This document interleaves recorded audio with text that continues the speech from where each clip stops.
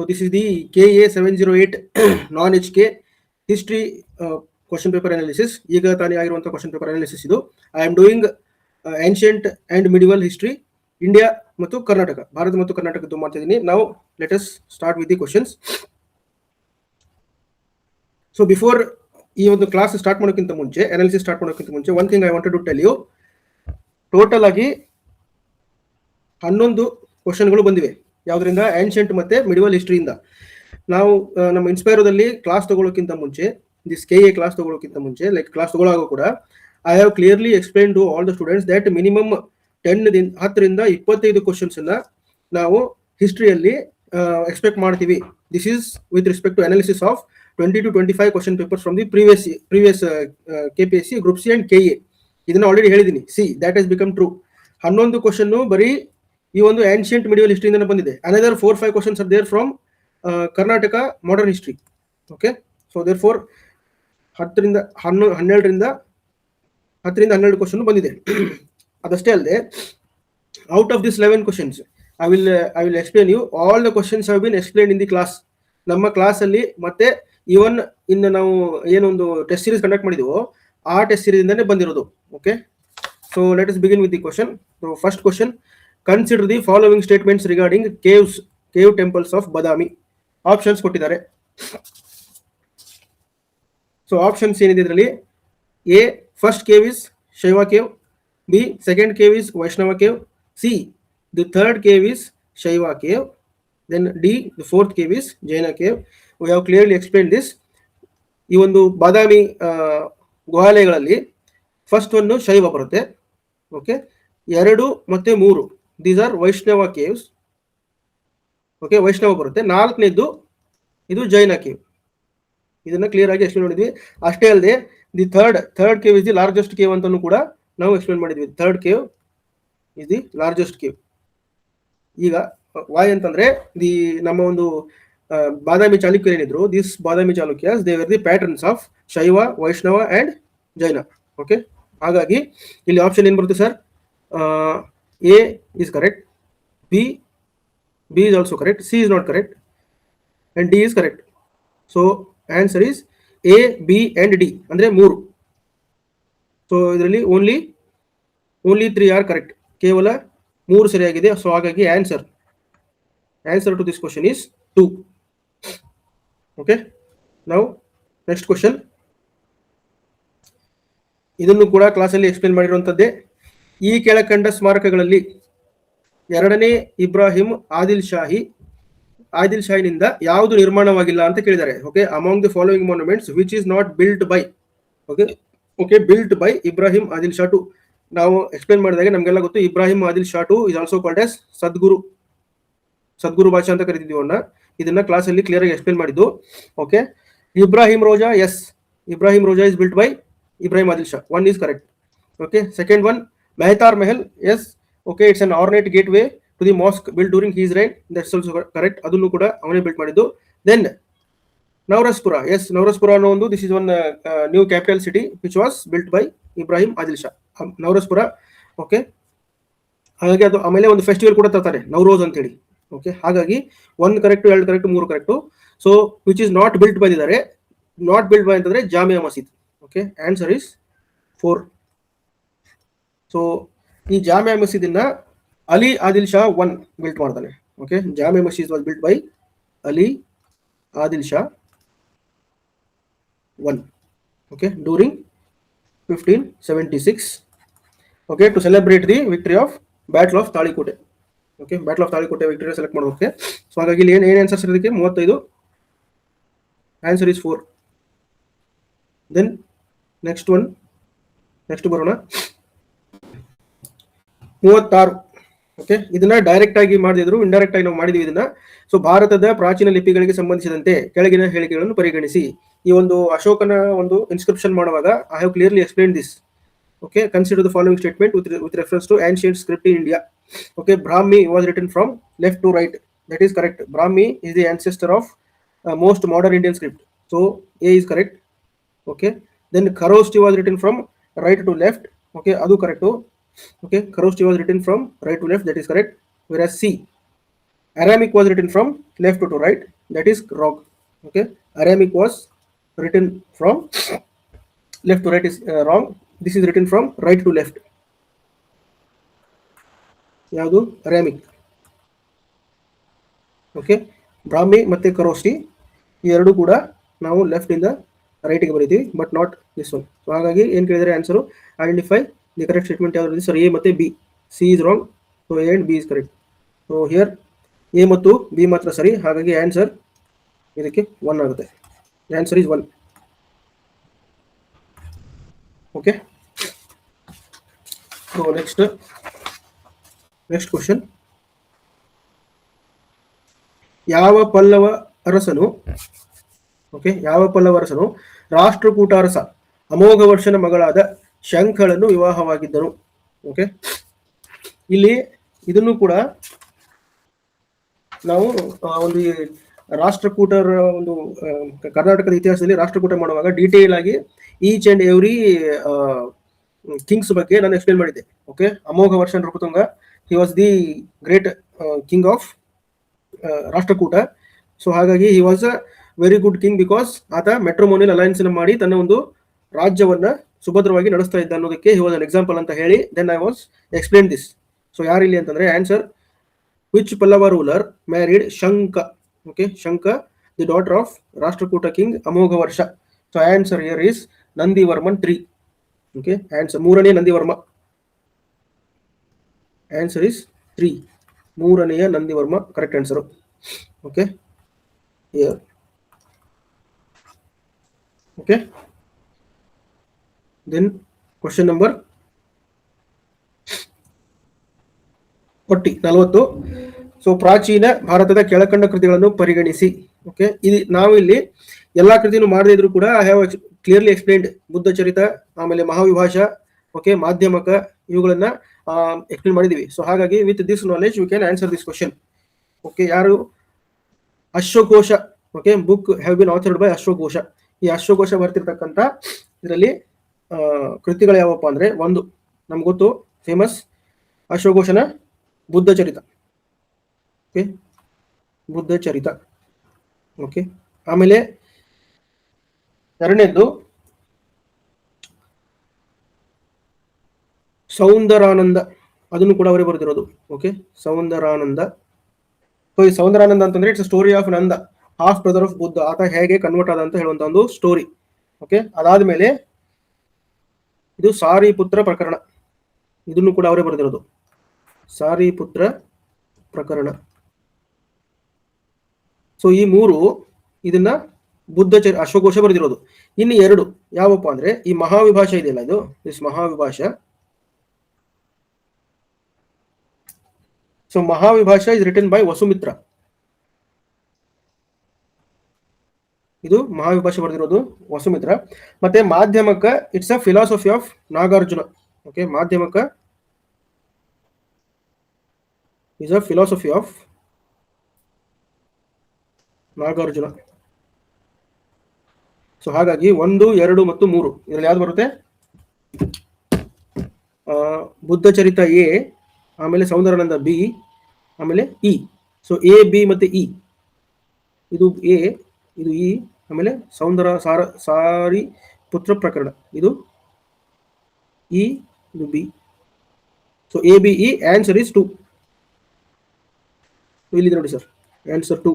Okay, A, B ಮತ್ತು E ಮಾತ್ರ. Answer ಇಲ್ಲಿ 2 ಆಗುತ್ತೆ. ಓಕೆ, 40. ಇನ್ನ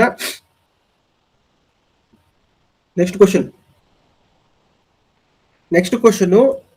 ಇದನ್ನ ಮಾಡಿದೀವಿ, ಬಟ್ ಇಲ್ಲಿ ಸ್ವಲ್ಪ ಎಕ್ಸ್ಟ್ರಾ ಕೇಳಿ ಟ್ರಿಕ್ಕಿ ಕ್ವಶನ್ ಕೇಳಿದ್ದಾರೆ. ಸ್ವಲ್ಪ ಟ್ರಿಕ್ಕಿ ಆಗಿದೆ. ನಾವು ಇಲ್ಲಿ analyse this one. Question number 41. Okay, ಈ ಕೆಳಗೆ ಹೇಳಿರುವ ಅಥವಾ ಈ ಕೆಳಗೆ ನೀಡಿರುವ ಹೇಳಿಕೆಗಳನ್ನು ಓದಿ. 1, ಎ, ಜೈನ ಧರ್ಮ ದೇವರ ಅಸ್ತಿತ್ವವನ್ನು ಗುರುತಿಸುವುದಿಲ್ಲ. Okay, Jainism does not recognise the existence of God. B, right knowledge, right faith and right conduct are right action. Okay, these are 3 are considered as the Triratna of Jainism. Then Jainism prohibits the practice of war. Jainism condemns the Varna system. So illi yes, Jainism does not recognize the existence of God. Correct. ಯಾಕಂದ್ರೆ Jainism recognizes the existence of soul. Okay, it recognizes the soul, but it denies the existence of God. Okay, that is correct. Then B, Jaina ಧರ್ಮದಲ್ಲಿ ಒಳ್ಳೆಯ ಜ್ಞಾನ, right knowledge, right faith and right action are right conduct. Okay, ಅದನ್ನ ನಾವು ತ್ರಿರತ್ನ ಅಂತ ಕರಿತೀವಿ. That's also correct.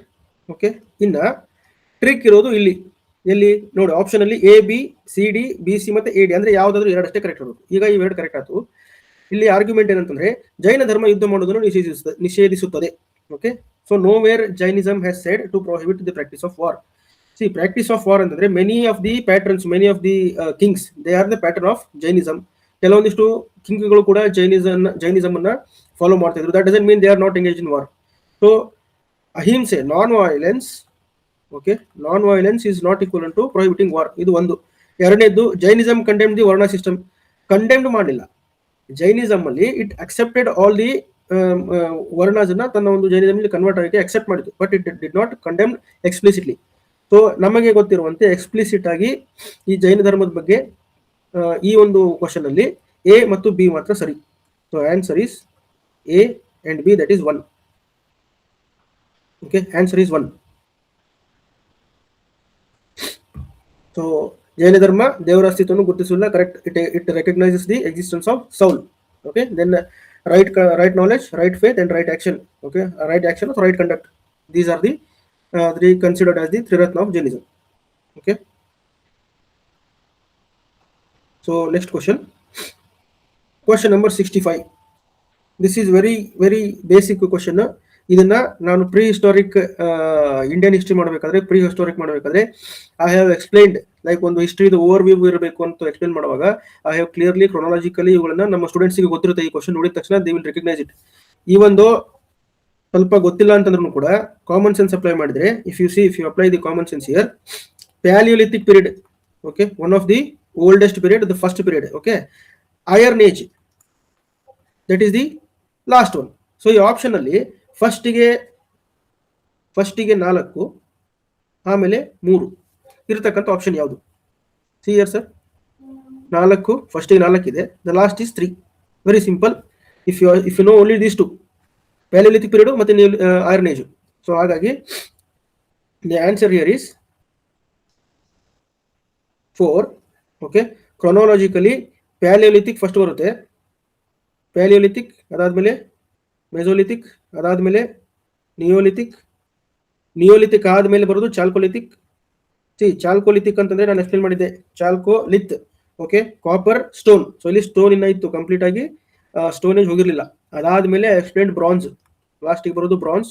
ಅಂದ್ರೆ ಇದಾದ್ಮೇಲೆ bronze is equal to our Indus valley civilisation ಅಂತ ಎಕ್ಸ್ಪ್ಲೇನ್ ಮಾಡಿದೆ. This is Indus valley civilisation. ಅದಾದ್ಮೇಲೆ iron age. So iron age ಇಂದ ಏನಾಗುತ್ತೆ, ನಮ್ದು ವೇದಿಕ್ ಪೀರಿಯಡ್ ಸ್ಟಾರ್ಟ್ ಆಗುತ್ತೆ. This chronology has been clearly explained in the class. So here the answer is 4. Question number 60. Next question number 67.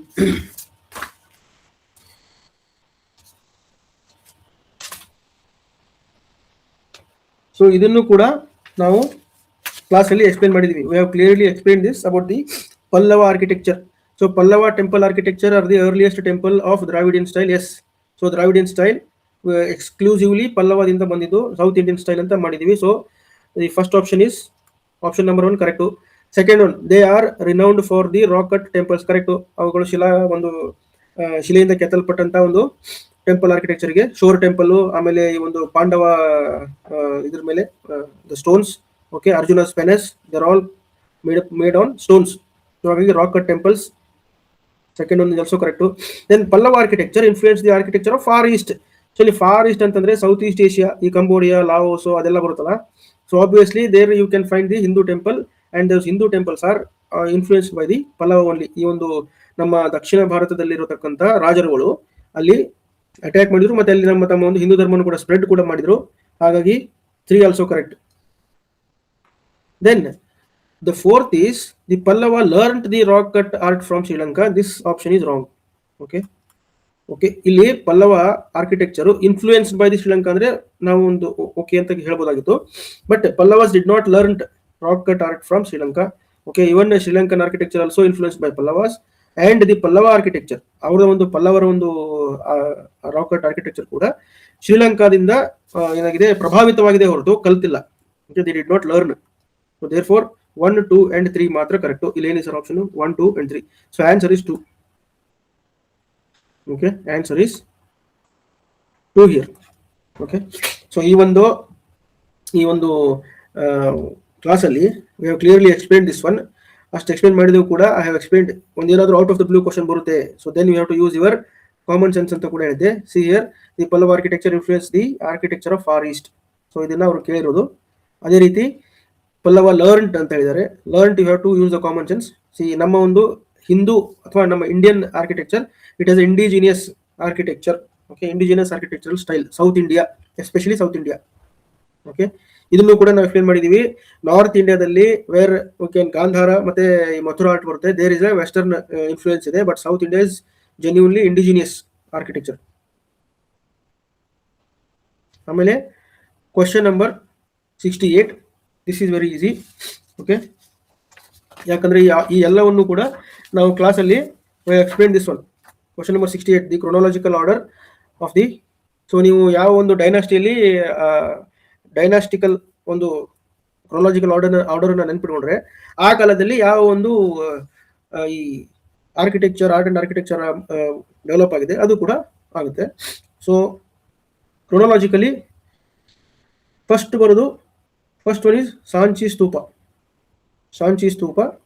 Okay, that is during the period of Ashoka, that is 300 BC, 3rd century BC ಅಲ್ಲಿ ಸಾಂಚಿ ಸ್ತೂಪವನ್ನು ನಿರ್ಮಾಣ ಮಾಡಲಾಯಿತು. Okay, commenced by Ashoka. Then second ಅಲ್ಲಿ Deogarh temple ಬರುತ್ತೆ. Okay, Deogarh temple ಇದನ್ನ explain ಮಾಡಿದ್ದೀನಿ. Okay, by Gupta. So ಗುಪ್ತರು ಯಾವಾಗ ಬರ್ತಾರೆ? They are 600 CE. Okay, 6th century CE ಅಂದ್ರೆ ಆಫ್ಟರ್ ದಿ ಕ್ರಿಸ್ತ, ಜೇಸಸ್ ಕ್ರಿಸ್ತನ ಒಂದು ಕಾಲದ ನಂತರ ಬರುತ್ತೆ. ಇದು 600 ಕ್ರಿಸ್ತ ಶಕ. ಓಕೆ, ಇದು ಕ್ರಿಸ್ತ ಪೂರ್ವ, ಇದು ಕ್ರಿಸ್ತ ಶಕ. ನೆಕ್ಸ್ಟ್ ಮೂರನೇದು the third one Kailasa temple. Kailasa chronological order ಬರ್ತಾ ಇದ್ದೀನಿ. Kailasa temple, this is by well known king, Rashtrakuta king. Okay, Krishna 1. Okay, Krishna 1. ಹಾಗಾಗಿ ದಿಸ್ ಇಸ್ 8th century, 8ನೇ ಶತಮಾನ, 800 CE. Then the last one is ಯಾವ ಸರಲ್ಲಿ? ಬೃಹದೀಶ್ವರ ದೇವಾಲಯ, Brihadeeswara temple, Chola Brihadeeswar. So this is around, ಇದನ್ನ ಮಾಡಿದವರು ಯಾರು? ರಾಜರಾಜ ಚೋಳ 1. So 1010 CE. ಸೊ ಕ್ರೋನಾಲಜಿಕಲಿ ಯಾವ್ದು ಬರುತ್ತೆ ಸರ್ ಇಲ್ಲಿ ಕ್ವಶನ್ ಅಲ್ಲಿ ನೋಡಿದಾಗ? ಫಸ್ಟ್ ಬರೋದು ಸಾಂಚಿ ಸ್ತೂಪ 2. ಸಿ ಅದು ಒಂದೇ ಗೊತ್ತಿದ್ರು ಆನ್ಸರ್ ಬರ್ಬೋದು ಇಲ್ಲಿ.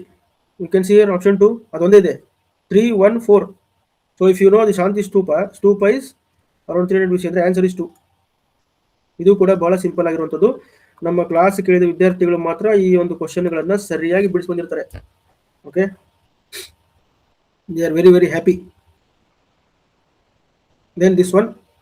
ಸೊ ಇದು ಕೂಡ ಒಂದು ಇದನ್ನ actually this comes under the ಜಾಗ್ರಫಿಯಲ್ಲಿ ಬರುತ್ತೆ. ಜಾಗ್ರಫಿಯಲ್ಲಿ ಒಂದು Indus valley, Indus river system ಮಾಡುವಾಗ ಬರುತ್ತೆ. ಅದನ್ನು ಕೂಡ ನಾವು ಕ್ಲಾಸಲ್ಲಿ, ಬಟ್ ಇದು ಓಲ್ಡ್ ನೇಮ್ಸ್ ನೆನಪಿಟ್ಕೋಬೇಕು. ಇದನ್ನು ಕೂಡ ಎಕ್ಸ್ಪ್ಲೇನ್ ಮಾಡಿದೀವಿ ಒಂದ್ಸಲಿ. ಓಕೆ, ಸೊ ಇಲ್ಲಿ ರಾವಿ ಅದನ್ನ ಪರುಷ್ಣಿ ಅಂತ ಕರೀತಾರೆ. ಕರೆಕ್ಟ್, ಇದು Ravi is Parushni, that is correct. ಚೆನಾಬಿಗೆ ಅಸ್ಕಿನಿ ಅಂತ ಕರೀತಾರೆ. Chenab is called Askini. ಇದು ಆಕ್ಚುಲಿ ಋಗ್ವೇದದಲ್ಲಿ ಇಟ್ಟಿರುವಂತ ಹೆಸರುಗಳು. ಇವನ್ ಹಿಸ್ಟ್ರಿಯಲ್ಲೂ ಬರುತ್ತೆ, ಅಂಡ್ ದೆನ್ ಜಾಗ್ರಫಿಯಲ್ಲೂ ಕೂಡ ಬರುತ್ತೆ, ancient history. So these are the name given during the period of Rigveda ಕಾಲದಲ್ಲಿ, ವೈದಿಕ ಕಾಲದಲ್ಲಿ ಇಟ್ಟಿರ್ತಕ್ಕಂಥ ಹೆಸರುಗಳು. Then Jhelum, okay, Vitasta, correct, ಅಥವಾ ಇದನ್ನ ವಿತಿಸ್ತಾ ಅಂತ ಕರೀತಾರೆ. ದೆನ್ ಸತ್ಲೇಜ್ಗೆ ವಿಪಾಸ ಅಂತ ಕರೆಯೋದಿಲ್ಲ. Sutlej is called Shatadru. Okay, Shatadru ಅಂತ ಕರೀತಾರೆ. Beas is called as Vipasa. See ಸೌಂಡೇ ಗೊತ್ತಾಗುತ್ತೆ. See Shatadru Sutlej. Okay, then Beas, Vipasa, Beas.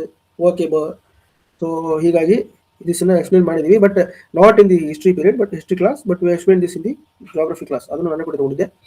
So the answer here is D is wrong. So ಹಾಗಾಗಿ A B C correct. Answer is 4. Answer is 4. Okay. So ಇಲ್ಲಿಗೆ 11 ಕ್ವಶನ್ಗಳಲ್ಲಿ ಈ KA 708 okay non HK history ancient ಮತ್ತು medieval history ಮತ್ತು ancient ಮತ್ತು medieval ಕರ್ನಾಟಕದಲ್ಲಿ ಬಂದಂಥ 11 ಕ್ವಶನ್ಗಳಲ್ಲಿ ನಮ್ಮ ಕ್ಲಾಸಿನಿಂದ 11ಕ್ಕೆ 11 ಕೂಡ ನಾವು ಡಿಸ್ಕಷನ್ ಮಾಡಿರುವಂಥದ್ದು. ಸೊ ದಿಸ್ ಶೋಸ್ ದಿ ನಮ್ದು attempt. So our class attempt is simple sir. You have to attend all the questions. ಇದನ್ನೇ ನಾವು ಕ್ಲಾಸಲ್ಲೂ ಕೂಡ ಹೇಳಿದ್ದೆ. I have tried it many times. Okay. Only one philosophy I told the students. Okay. ಏನಂತಂದ್ರೆ preparation. Okay. Preparation 100% syllabus completion with 80% accuracy. This is what is the philosophy of our institution. 100% syllabus coverage ಮಾಡೋದು, 80% ಅದರಲ್ಲಿ ಮಾಡಿದಂಥ syllabus ಅಲ್ಲಿ ನಾವು accurate ಆಗಿ ಒಂದು revision ಮಾಡಿ revise ಮಾಡಿ ಮಾಕ್ ಟೆಸ್ಟ್ ತಗೊಂಡು we have to be 80% competence. Okay. 100ಕ್ಕೆ 100 ನಾವು ಕ್ವಶನ್ಸ್ ಬರುತ್ತೆ ಅಂತ ಹೇಳೋದಿಲ್ಲ, but preparation should be 100%. Okay. So hence ನಮ್ಮ ಒಂದು ಇನ್ಸ್ಟಿಟ್ಯೂಷನ್ ಇಂದ ನಾವು ಮಾಡ್ತಕ್ಕಂಥ ಕ್ಲಾಸಲ್ಲಿ 11ಕ್ಕೆ 11 ಕ್ವಶನ್ಗಳು ಬರ್ತಾ ಇದೆ ಅಂತ ನಾವು ಹೆಮ್ಮೆಯಿಂದ ಹೇಳಕ್ಕೆ ಇಷ್ಟಪಡ್ತೀವಿ. ಓಕೆ. Thank you.